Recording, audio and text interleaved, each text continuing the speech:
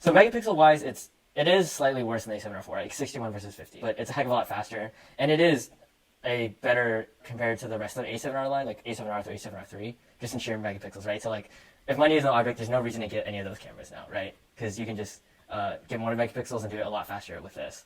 And that series is more interesting, right? Obviously, megapixels wise, it's a lot better, but it's got no flippy screen, and I think this actually has more video features. The advantage that the A7 III still holds is just the low light at this point with a 12 megapixels. A1 does 8K. They're matching it with Canon, but I don't know what the consumer wants. It looks like a $6,500 8K camera or a pretty good like $3,500 4K A7S III. They mentioned that like 8K is supposed to be like 30 minutes to an hour or something. Like, it wasn't like continuous recording or something like that. There was a time limit that they gave. The same, low-key, the same limitations as the R5. It's definitely better than the R5 because I feel like with Sony, I think we can expect the full 30 minutes.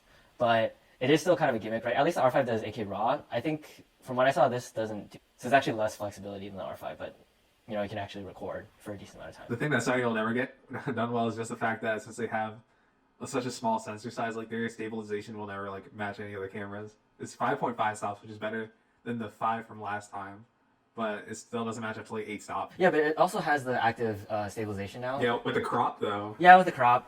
Actually, that gets into another thing, which is from the presentation, they said that their 4K is oversampled from 6K or 5.8K. At first glance, you know, that's pretty good. But then you remember that that's the same exact oversampling they had in their other cameras, like the A7 III. That had only 24 megapixels, but this is a 50 megapixel sensor, which means that there has to be a crop, right? So now it's like, 8K, 30, you shoot for like maybe 30 minutes at a time because that's the heat limit. Or you do 4K, but now there's a crop. Yeah, it's like you're just buying dead pixels. You might get better quality from the A7S III, right? Because you're getting the full frame instead of some crop. So that's why I think the S line is a little bit more interesting. But the A7S II is definitely like, I think it's just dead just because the autofocus isn't even there. The A7S III has the flippy screen and full frame 4K. Like price-wise, you can literally buy 2 A7S IIIs for one A1. Same lens selection though, so maybe like an A7S III and a lens.